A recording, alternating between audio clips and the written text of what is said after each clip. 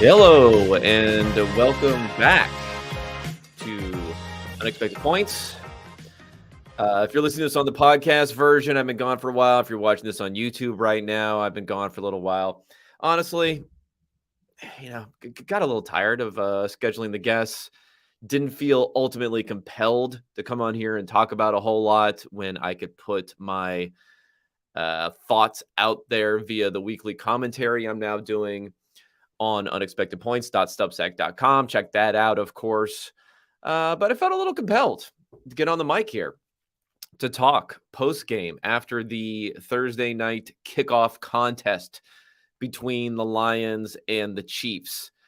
Gonna dispute maybe some storylines that are out there. Gonna go over some of the advanced metrics and numbers that I have that you will find on the Substack that I published a free article on that today. It will most of the stuff's going to be behind a paywall going forward on there.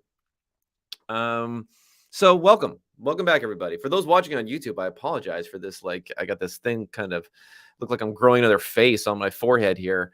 Took a pretty bad mosquito bite to the dome last Friday, getting out there playing soccer with the kiddos, the neighborhood kiddos. Took out one of them. Which, see, this shows you, like, I don't know. Okay, I'm not a soccer guy. Like, I'm into it now, watching it. But growing up, I was not. I mean, I think for olds like me, soccer was not really a thing. You're probably more likely to be into soccer in some ways. Girls were more likely to be into soccer in some ways than boys, at least where I grew up, because of the fact that the U.S. national women's team was so good versus the men's team, and of course not having access to it. But anyway, so basketball was more my thing growing up. But anyway, so I was playing and I got kind of annoyed because this team with these three little runts was beating me and two other kids who were doing nothing. So I went in for the steal. Balls to both of our feet hit the balls at the same time. Kid kind of lost his momentum, ran into me, and then boom, right down on flat on his back. So be a little bit more careful going forward. Competitive nature comes out, and I have to take out these kids. Anyway. All right, you don't want to hear about my athletic exploits or lack thereof. Let's talk about the game. 21-20, Lions over Chiefs in Arrowhead. I'm throwing out like 90% of what I'm hearing out here about, and it's going to be, the Lions and everything that they've done. Dan Campbell expected to win, so it was no big deal there's no big deal, but he expected to win. So he's not seeing as this some shocking result. I mean, I don't really see it as a shocking result either. This is not, Alabama versus Community College of the South or something like that. These are NFL games. This is no Travis Kelce. This is no Chris Jones. This is stuff that matters. But what I will say for this game, I believe in particular, was, it was just a sloppy game. There were the drops, which were highlighted probably almost a little bit too far highlighted. I mean, yeah, the Kadarius Toney one where it went through his hands and then was taken back for a pick six. I mean, biggest play of the game in terms of expected points added in either direction. That was a negative 8.5. Now, you might think, how can it be more negative than 7 when it led to a touchdown? Well, the Chiefs having the ball at that point in time before the play were expected, on average to be in a positive position of about 1.5 points. And then boom, the other team takes it back all the way. So you net it all out. It's actually 8.5 points. So just a massive, massive negative play there. And it also took down the Chiefs' win probability by about 20%, which is a huge amount. Like at that point in the game, you can have big win probability swings at the end for even small plays because how it can affect your win probability. But to have it happen and it be over 20% at that point in the game, I mean, just massive. So that was sloppy. We had a couple of other Toney drops, which were sloppy. We had some weird fourth down decision making. I'm going to talk about that a lot. I thought it just displayed a total lack of process-based decision making and maybe preparation for both teams. I expected that from Andy Reid a little bit more than I expected that from the Lions because of how they operated last season. In particular, how they operated last season after, I believe it was the Vikings. They had a chance very early on in the year. Sorry, I should have this pulled up, but I think it was week 1 or week 2 against the Vikings where Campbell decided to go for a field goal where they could have basically put the game away by going for it on fourth down. And then the Vikings marched down and scored a touchdown on the other end. And, I think he kind of turned the page at that point to say, let's trust the numbers. Let's trust what's going on. Well, he didn't do that. Specifically, the 40-yard line, the Chiefs, 4th and 3 on the Chiefs' 40-yard line at one point in time. He didn't do it. I've heard the explanation from some people of, you got to, he was trusting his defense. Can we stop it with the trust the defense nonsense, please? Right? The defense is going to have to be trusted or relied upon no matter what happens. I mean, when the Lions did go for it appropriately on 4th and 2 late in the game, very late in the game, and did not convert, was actually the most negative play in terms of win probability. It took down their win probability by about 20-something% because of the fact that it would have essentially ended the game if they converted. That's trusting your defense too. The defense came in there and shut down the Chiefs. Made them go 3 and out, or 4 and out on that one. So, this whole trusting your defense, this sort of stuff, it's nonsense. And I also think just because this game was so sloppy in both directions, maybe we have a little bit less to take from it going forward than we think we would, and including the injuries there. All right, so I'm going to go over. You know what? Maybe I'll even do here for those of you watching on YouTube. I'll give a little shout out of the information that you can find on the website, so you can kind of get a glimpse here of what's going on. So this is the advanced review on the website, and so the first thing to highlight here is the adjusted scores and the relevant metrics that we have. I'll say that the adjusted scores are probably still making some people upset. Not quite as much as they used to. I see a bunch of other people kind of getting in the adjusted scores game. I see Timo Riske over at PFF is putting something up where I think he's calling his noise canceled scores. A little bit different methodology there. I also think people over at Sumer Sports are starting to get into it. So, I welcome the competition here for eyeballs. But anyway, for this game here, it's looking at about an average game. It looked like about 20-20. Of course, it was a 1-point differential in actual score. Important numbers to highlight here. Chiefs, their passing rate over expectation. So if you look at down, distance, score differential, you assume whether they should be passing or not, how often they pass or not on every down. You look at the differentials versus what they're actually passing, and boom, you get a number. 15.3% over expectation. Huge, huge, huge number. This is without Travis Kelce. This is facing a Lions team which was bottom 5 against the run last year. I even heard some commentators, maybe it was Mina Kimes. It was someone who said, she was turning in her nerd card because she was going to recommend that the Chiefs run the ball, or she thought the Chiefs should run the ball maybe a little bit more than usual in this game because of the fact that the Lions defense was so bad and this sort of thing. Well, they didn't. And the running game stunk. If you look at anyone else not named Patrick Mahomes, who ran the ball in that game, 45 yards on 17 carries, 2.6 yards per carry, multiple massive negative EPA plays, whether it was trying to convert on 3rd and short or taking losses on 2nd and short on some of these jet sweeps, which I don't know why you're doing the jet sweeps so much, especially on plays where the risk is asymmetric to losing yards versus gaining yards. Meaning on 4th down, I don't mind the jet sweep and other things like that on 4th down as much, because if you lose 2 yards on 4th and 1 versus lose 0 yards on 4th and 1, who cares? You're losing the ball either way. So you're just trying to juice up your conversion probability. You don't really care about the expected yards on that sort of play versus conversion probability.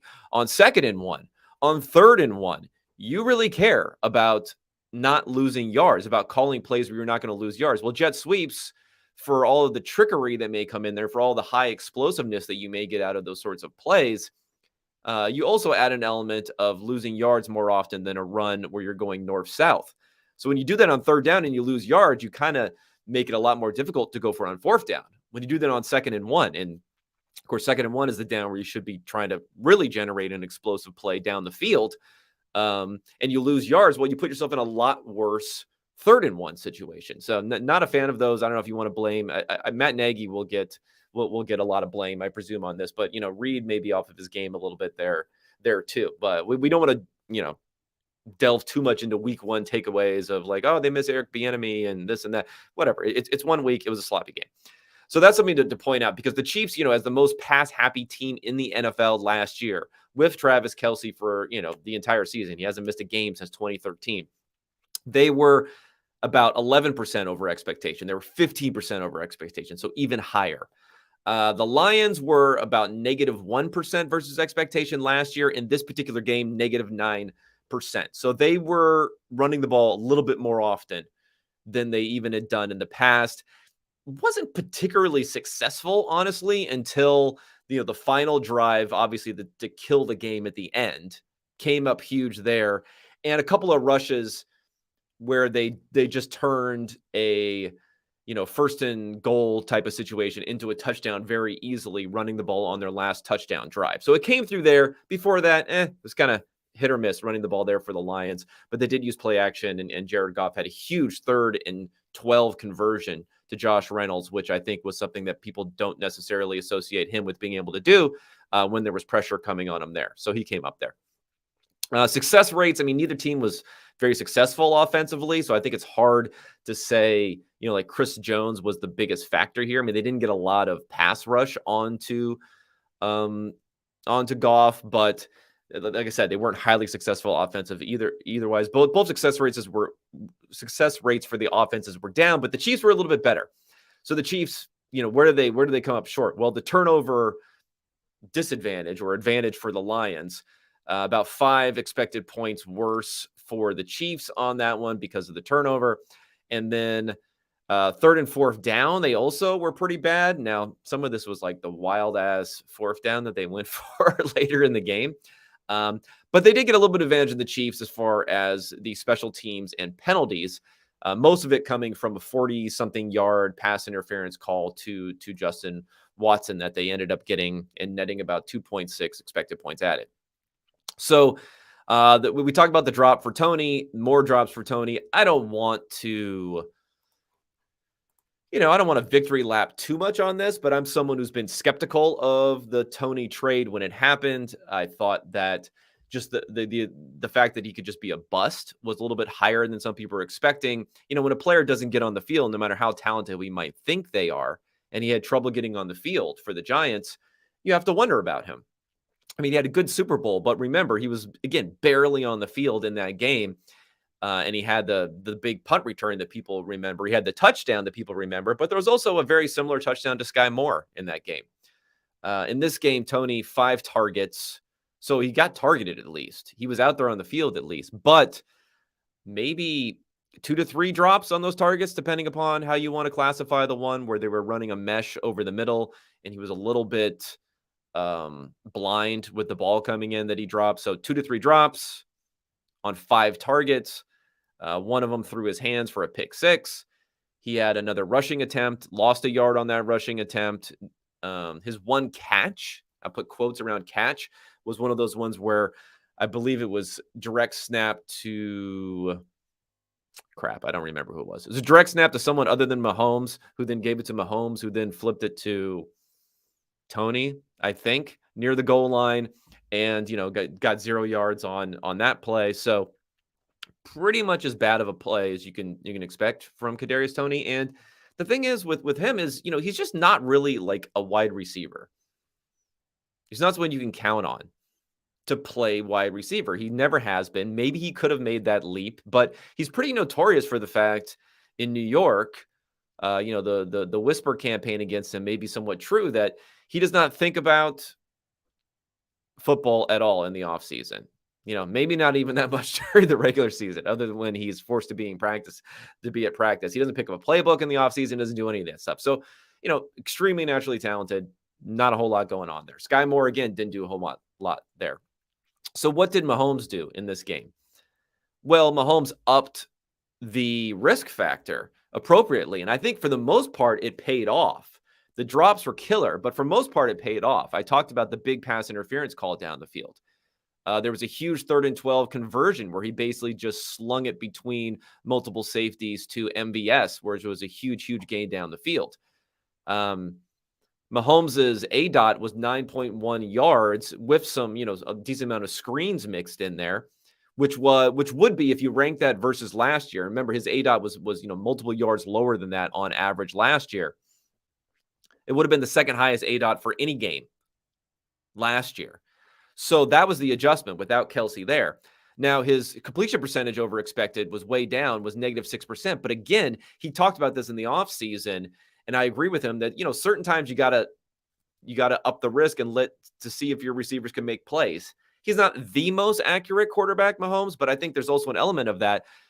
When he throws the ball in there, sometimes when guys are covered pretty well, sometimes they'll be caught.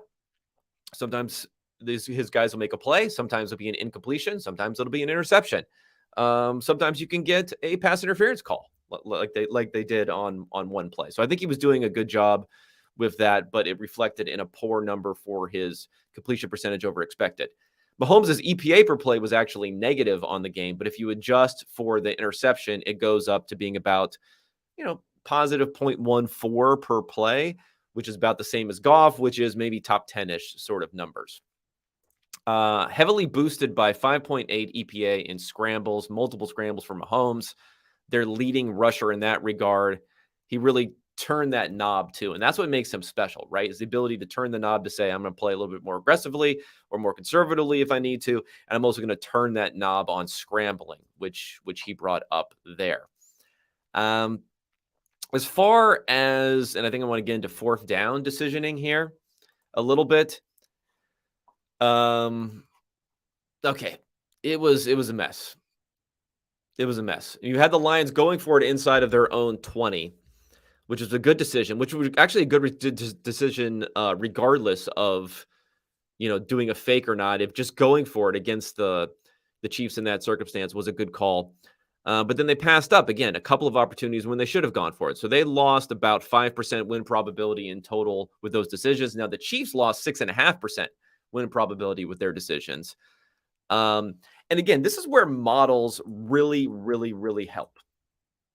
Because what seems obvious or traditionally obvious is normally we're talking about 1 or 2 yards to go, the other team's side of the field, or a few yards to go on the other team's side of the field. So we're talking about, the one that the Lions really should have gone on that they didn't go on. We're talking about the one where the Lions were, they were on the 40-yard line with 3 yards to go. That was one just by itself was 3.9% win probability. They didn't go. That one's pretty obvious. Now, what you would not see as obvious, and this is where modeling really, really, really helps because it can factor in many things that are just not as intuitive. When the Chiefs had the ball in the 4th quarter, let's see how much time was left to go. 5 minutes and 15 seconds left to go. They had their own 31-yard line. Now, looking at this, you're saying, well, 5 minutes to go, your own 31-yard line, 4 yards to go on 4th down.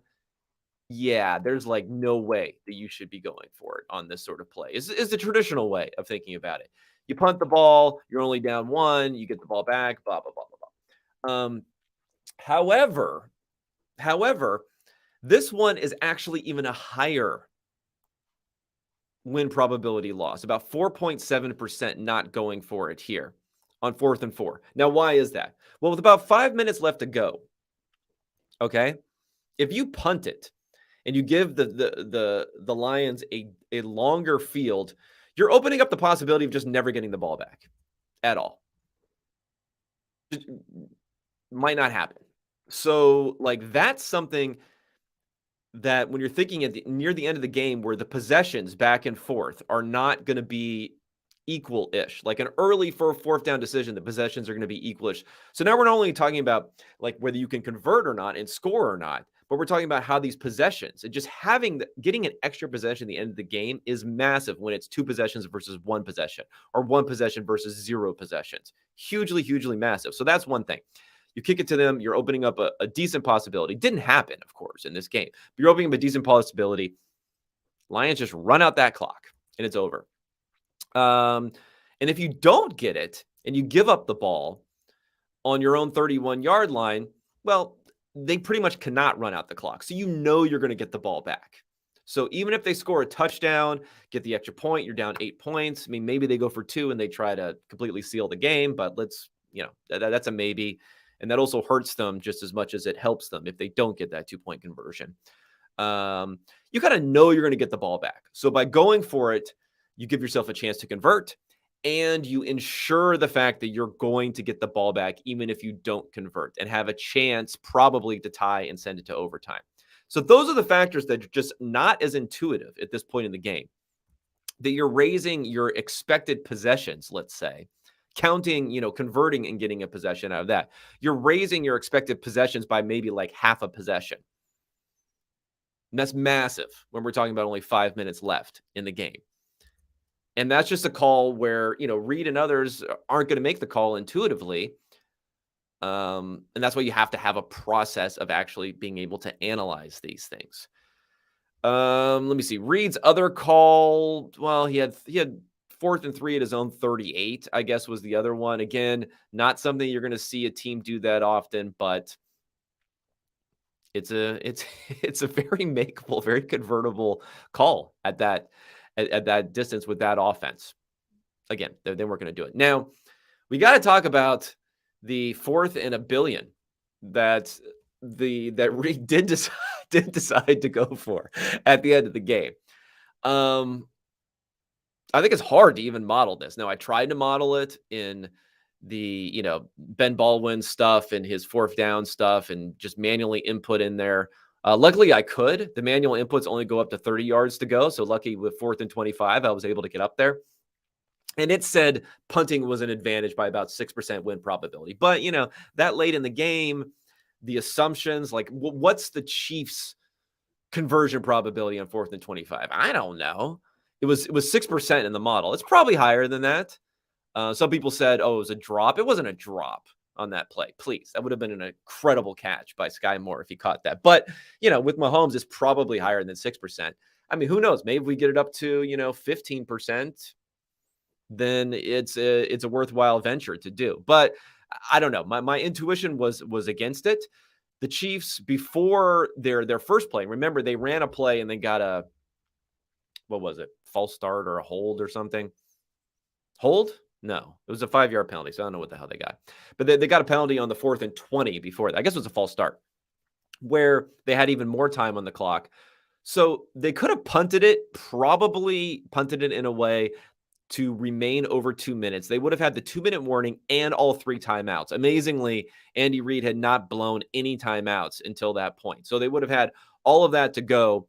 That's not the worst situation. I mean, you're in a bad spot. You punt away at that point to another offense. And, if you want to play results-based thing and say, well, they got the first down anyway, so they would have gotten the first down, so it wouldn't have mattered. Yeah, but you don't know that at the time, right? I think I would have punted it there. You keep it within a field goal for sure on the score. You have all those timeouts. You got to stop them. They didn't stop them that time, but they did stop them the drive before when they punted. So, hey, sometimes you stop them, sometimes you don't. Now, what's the process for Andy Reid on this one? I have no idea. I mean, some coaches just go nuts when it's near the end of the game. And the regret aversion kicks in and they're like, well, if I don't go for this and we lose, I'm going to feel so bad that I have to go for it. I was kind of shocked. And then I also wanted to know from Andy Reid's perspective, again, if you can't answer these questions, then you don't have a good process. And the type of questions I'm talking about is, okay, you're going to go for it on 4th and 20. Then you take a 5-yard penalty. Okay, you're going to go for it on 4th and 25. Now, would you have gone for it on 4th and 30, 4th and 35, 4th and 40, 4th and 45? I don't know if it's possible from their field position. But anyway, you know what I mean here.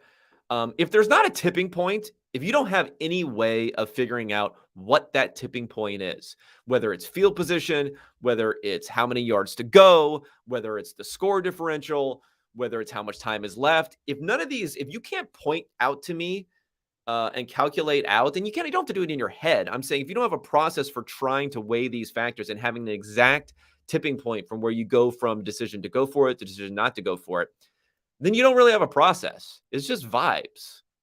It's just vibes at that point. Like once Reed had said he was going to go for it on 4th and 20, maybe he would have gone for it on 4th and 35. I don't even know what's going on here. I mean, the bigger problem is like not going for it in the earlier situations than necessarily this particular one. I've heard some galaxy brain-ish, although maybe they're smart, type of takes that the Chiefs should have, run the ball back inside the 10, taken a knee, and then ensured they get the ball back. Yeah, maybe. But I don't know. I think I would have felt kind of bad not giving Patrick Mahomes a chance to convert if I was deciding to go for it anyway. I mean, punting, that would seem a little bit more acceptable to me than doing it the other way. Plus you give the Lions a 50-50 shot if they score a touchdown, which they probably will there, to end the game with a 2-point conversion. So then you'd feel pretty stupid. If you down the ball inside the 10, they score a touchdown, they convert the 2-pointer, and then you're like sitting there down by 9 points with 45 seconds left. That would cause some discourse. There'd be some discourse today on that one. You might want to avoid that as a head coach when you can. You can just punt it away and probably it be the best decision in that circumstance. So how does this affect things going forward? I thought Mahomes is great. Kelsey does not seem like a long-term thing. Chris Jones, we'll see if they get him in. I mean, a sneaky thing here with the Chris Jones deal and the Kansas City Chiefs is, they're not rich. They're not a rich franchise that can just peel out a bunch of money. So to say that they're going to like Kroenke Rams style and just throw a bunch of money like they did at Aaron Donald at Chris Jones when he's probably aging out of his prime in a season or two, I don't know. They're holding that. They got a little bit more lockdown on the money there in Kansas City, I think. I mean, they barely paid out any money to Patrick Mahomes as far as signing bonus is concerned on that 10-year deal, amortizing that over a long period of time. Traded away Tyreek Hill rather than pay him a bunch of money. So, it might be a little bit tighter with the purse strings there. They're definitely in the bottom third of the NFL as far as cash spending, almost consistently year in and year out. So I'm not sure that's going to resolve itself as quickly as some might think after this game, but who knows? Maybe the game checks will get to Chris Jones going forward. I mean, if they lose another game, then we get into a situation like, way back in the day when Emmitt Smith was holding out and the Cowboys lost the first few games of the season. And then Jerry Jones was just, running to the bank to load up the wheelbarrow to go drop it off over at Emmitt's house. Maybe that'll be a similar situation with Jones if the Chiefs cannot do better going forward. But I have been saying all offseason that I thought a couple of different things. I was higher than most on the Chiefs last year. I'm still highest on them, but I think they're fragile this year, more fragile than they were. Yet the perception of the Chiefs and the perception of Mahomes, who, again, I've been like Mahomes is underrated guy forever. This is probably the first time I think Mahomes is like properly rated going into the season. The first time the Chiefs offense is really properly rated going into this season. So there might be some more downside there. And there's certainly more fragility. I wrote this up in a couple of different posts in the offseason talking about the fragility of the receivers and the offense is as high as it's ever been. And we've seen this here with Kelsey in his age 34 season. And whatever you think about Juju Smith-Schuster, he's not exciting, but the dude was getting like a lot of targets, 7 targets a game or something like that. I have it written up in the post that I wrote up, but he was gathering a lot of targets and he was doing okay yards per target wise. Kadarius Toney is at a fat goose egg. Actually, no, he's not a goose egg yards per target. He has 1 yard. So he has 0.2 yards per target for Kadarius Toney. I don't even want to know what Sky Moore was in yards per route run last night. Wasn't pretty. So like having a functional player, I mean, when MVS is your reliable receiver, and he was pretty good. He caught that pass, but he's never going to be a target hog. And then, Rashee Rice, your rookie, is coming in and looking more reliable. That's difficult. So the loss of Juju, and then, of course, just the general fragility of an older player in Kelsey who hasn't missed a lot of time and a lot of luck they've had in that circumstances it could make things tough. But I thought Mahomes was outstanding last night. Not only the scrambling, but just how he adjusted his game to give his team a really, really, really good chance to win. But it didn't come out at all at the end. I don't have as much to say about the Lions. The Lions did look good defensively, I guess you could say, but I want to see them against a more functional receiving core that looks like it's on the same page before I make any discussions there. Because they were, bottom 5. They're one of the worst defenses in the NFL, maybe bottom 3 in the NFL last year. So they'll be huge if they can move up from that standpoint. That'll put them, I believe, well in command of the NFC North. I mean, this puts them well in command of the NFC North. Getting this result on the road, week 1, really boost their chances there. Goff, I thought, was great. I thought the offensive line was great, although they didn't have a hard pass rush to deal with. This is a great formula for them to win games. It's just this particular game, other than the Tony drops, which were massive, right? A lot of things went right for KC, and Mahomes gave them a chance to win. Just didn't end up happening. But the Lions also gave themselves a chance to win. I just don't think it was fated in either direction, with a little bit of a sloppy game here for them. But kind of positives to take away from both teams. More concerns about the Chiefs, and then the Lions formula going forward. Top 10 offense is probably going to happen again as long as Goff can keep it in that sort of area going forward. All right, let's take some questions here. I don't know if we have any comments. Oh, Laporta. Oh, my man. Yeah. Laporta, let me just say, Laporta was one of my let me go ahead and put this on the screen. Laporta looked good. Yes, I agree with that. Well, let me just say now, throw Q&A, just do Q&A, just lead with Q&A in the comments here, and I'll get to these as we're going through. Yeah, let me talk a little bit about Laporta. I probably should have. What did he end up the game with? Let me see. Do we have first, let's go to PFF, see if my former friends over here have something. Oh, they may have it here. Okay, so let me see. We got actual advanced stats from last night. We do. Okay, so Laporta, 5 catches, 39 yards. So not great, 7.8 yards per reception, but he did convert multiple first downs with those. He looked pretty good blocking, which, if you're on the Lions, you're going to have to do that. So I thought he looked good. A lot of 2 tight end sets, at least anecdotally, I noticed from the Lions, which is good because that gets Laporta on the field a lot for a rookie. And let me see. Lined up in the slot 4 times. That's not bad. 26 routes. It's not bad at all. Pretty darn good for week 1. And Yak, he was our guy. Now, remember, during the offseason, I did a post about traits we were looking for tight end prospects. One of them was just pure ass speed. And Laporta had that. I don't know what he ran. What did he run? 4.5 or something like that at the combine. So weight adjusted speed, he had that. And the other thing I thought was tackle breaking ability, which translates to yak. Like, there are different types of yak. I like it when you can really see the tackle avoiding or forcing missed tackle ability attached to yak, as opposed to just like schemed up yak. And he had that, near the 100th percentile in college. And he displayed it, at least in his yak last night. 18 yards of yak, 3.6 per reception, 1.5 yards per route run. So not massive, but hey, we'll take it. We'll take it for a rookie getting on the field like that. He was one of these weird situations with Laporta where I said my official draft strategy when it came to tight ends this year, because there were so many good ones, was to let other people reach and then draft just one of the guys, which I thought there were maybe 5 or 6 who could be good. But I really love Laporta. Laporta was a guy that I really did love. And he probably went earlier. Where did he go exactly? Was it the second round?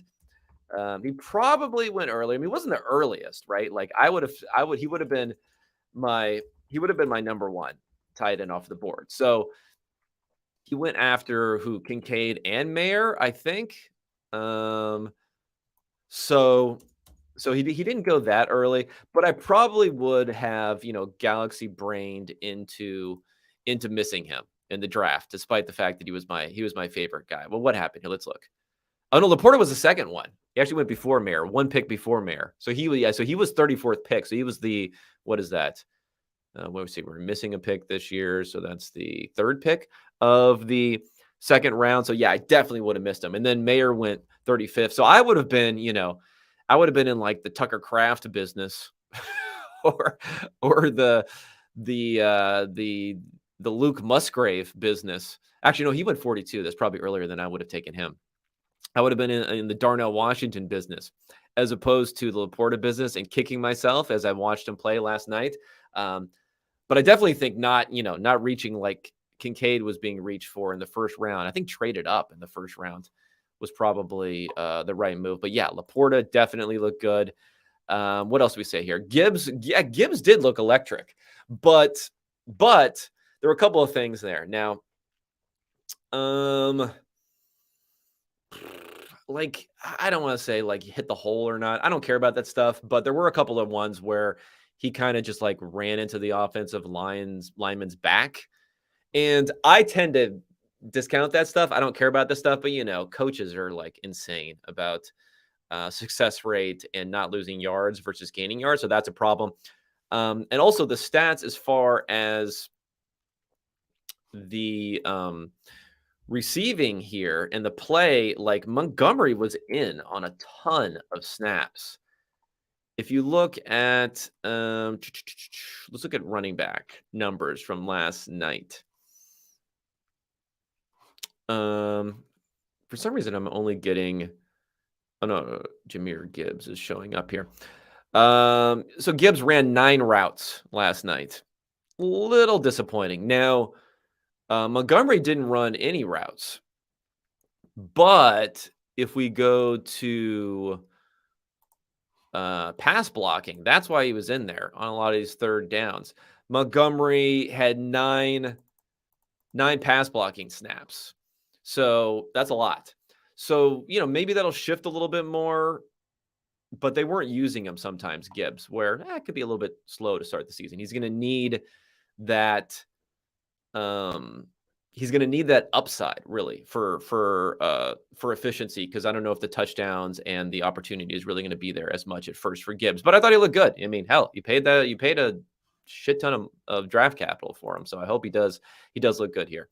All right, let's get to some of these Q&As here, and then I'll peel out. Q&A from Trey Williams here. Should we expect teams to learn from / replicate right tackle Jennings get off and spacing 1 to 2 yards behind the line of scrimmage? That was Juwan Taylor, right? Wasn't that Juwan Taylor, or was I wrong? Was it Red Jennings? Maybe you're right. Maybe it was Jennings. I thought it was Juwan Taylor the whole time. I guess he's playing left tackle. Good. Oh no, it was Juwan Taylor. Okay, it was Juwan Taylor. So Juwan Taylor, yeah, that's another thing was messed about this game. Dude's making a mockery of the rules, and like I get it from his perspective, and I think we've been seeing it a little bit more. But the fact that it was an island game, and the rule, I think the most egregious thing, the get off early thing, whatever. I think the most egregious thing was the fact that he was like, his head is supposed to be breaking the waist of the center. He wasn't even close, as they said. Like, he was probably at least a yard away from doing that. So that was insane. I think a lot of guys have been doing that. A lot of guys have been doing the early get off, and I expect a note will be passed around the NFL, because I mean, that's a massive advantage when you can do that. They said that it was play tipping a lot, but who gives a shit about play tipping? Like, you when it's gonna, like, on 3rd and 10, he's play tipping that they're gonna pass the ball. Like, who cares? But I thought that also held down Hutchinson quite a bit, who had a strong game from the Lions' perspective there. One Man's Odyssey has a question here. It says, Mahomes looked like he had always done, but should this game concern KC that without Hill, Kelsey, mind meld with Mahomes, his ability will be wasted? I mean, his ability is not wasted because, I mean, I get what you're saying, right? I totally get what you're saying. And it kind of goes, his ability is not wasted because, like, that offense would have been shit without him there, right? It wouldn't have been 21-20. It would have been 21-7, or to 6 without him there, because no one could do anything. He was creating so much scrambling. He was creating so much just throwing the ball down the field and taking risks. The offensive line was doing a good job protecting him, I think, generally, but he also has an ultimately great sense of how long to hold on to the ball, not taking any sacks, all that sort of stuff. So it's not that like he's being wasted. It's just, you're right. If you don't have that incremental value from Kelsey and others to get them over the hump and you're turning 2, 3, 4 games into losses that would have been wins, then yeah, that's rough. But I think Mahomes is not being wasted in the fact that he'll still keep them into the game, as no matter who's out there on offense. Are you sure Montgomery didn't run routes? That's a good question. I don't know. He didn't show up in PFF, so call your local PFF rep on that one. Dr. Tough Guy. All right, Dr. Tough Guy. This is not the podcast. I expect Doctor, yes. Tough Guy, no. Any takes on how to optimally react to week one? It seems that there can be signal, e.g. Nathaniel Hackett's week one shenanigans, but often not. Okay, week one. It's kind of similar to preseason, but a little bit enhanced as far as how we react here. Injuries matter. Usage matters more than volume when it comes to stuff like targets, and even like your volume when it comes to goal line touches and things like that. It's more important that you're in the game in goal line situations than you're actually getting touches in goal line situations, because those touches may or may not come depending upon the play calls, depending upon how quickly you score or not, all this sort of thing. So number one, injuries. Number two, pure usage. Where are you on the field? Are you running routes? Are you in the game on third downs? Are you in the game in a red zone goal line package, even if you're not getting the ball? Number three, volume in terms of, are you getting the ball? Are you getting the ball? Are you getting targeted? Those are the big ones. And then efficiency and things like that. That's the one that you're going to want to fade versus the crowd, is like what you're doing with those sorts of volumes. But I think even at this point in week one, I would fade volume when it comes to getting the carries, getting the carries in certain situations, like on the goal line in particular, and getting the targets versus just being out on the field and running routes and being in the backfield ready to potentially take a carry on plays where maybe you throw the ball instead. That's the type of stuff that I would definitely pay attention to. Like the Nathaniel Hackett stuff and bad coaching and this and that, I don't know. Maybe I'll pay attention to it. It could be a signal when it comes to some of that stuff, but I think it's easier to look back and figure that out. Trick play where the T took the tight end. Well, the tight end took the snap. This is One Man's Odyssey talking about when, I don't know who it was. Blake, I don't know if it was Noah Gray or Bell or whoever took the snap, but that's like a Kansas City thing. Ever since Mahomes dislocated his knee in 2019 doing a quarterback sneak, they run the sneak with the tight end. So it wasn't like as galaxy brain as it may look. It was just a fake sneak to a jet sweep, which again was dumb because it was third down. You don't run jet sweeps on third down. Like I would much rather have just like sneak the damn ball. If you don't get it, then you try it again on fourth down. So it was dumb in that regard. But the fact that they were using the tight end actually has some logic to it, because that was like you were trying to fake the sneak, bring all the defenders in, and then sweep around the outside. Like I get it, but again, better fourth down play than a third down play. Might have missed a bit, but what are the thoughts on the fourth down conversion where Goff's pass was blocked? Yeah, I mean, that's definitely one you go for. It was like a massive win probability gain. I think it was something like an 11% win probability gain. Now they ended up losing 20% because they didn't get it. I've heard some thought that like he could have run for it. I don't know. It's always tough to judge for me whether or not quarterbacks can run for it, especially someone who's got, who's wearing concrete boots like Goff. Like there's a lot of plays in the NFL where something looks open and the quarterback starts to run and boom, it's just not open anymore. I did think it was kind of ridiculous just to like, well, I'd have to like go see the quote unquote all 22, and I don't want to get too much play callerness in here. But I thought they could have just had, was Gibbs not in the game on that play? Like, have Gibbs in the game and have him get you a freaking 2 yards when you need it. I should look at that. Someone tell me if Gibbs is in the game or not on that one. Because if it was Montgomery, actually, you know what? I gotta go all the way and actually look it up on the NFL Twitter, because they have to have like the actual footage of that misconversion, right? Because if this just seems like galaxy braining a little bit to not have here we go, fourth down. I'm looking at this. Yeah, Montgomery was in the game. Fuck that. Sorry. Get your Jahmyr Gibbs in the game. Pick up that fourth down. Anyway, so that's my opinion on that.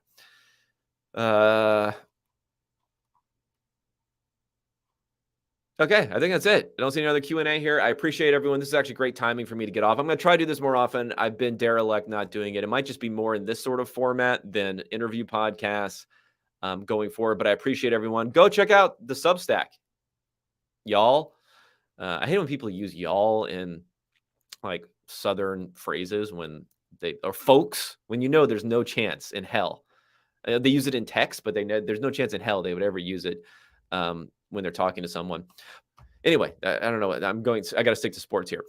Substack, Unexpected Points. That's substack.com. Check it out. Get on there. Get a preview at least of what's going on here. You see my commentary. I'm gonna try to get kind of like the weekly commentary, the new column out every week. I'll be talking about running the ball truthers this week and why it needs to end. People talking about it. But anyway, I appreciate everyone out there tuning in. It's good to see people back jumping onto the stream here, even though I haven't been here in a long time.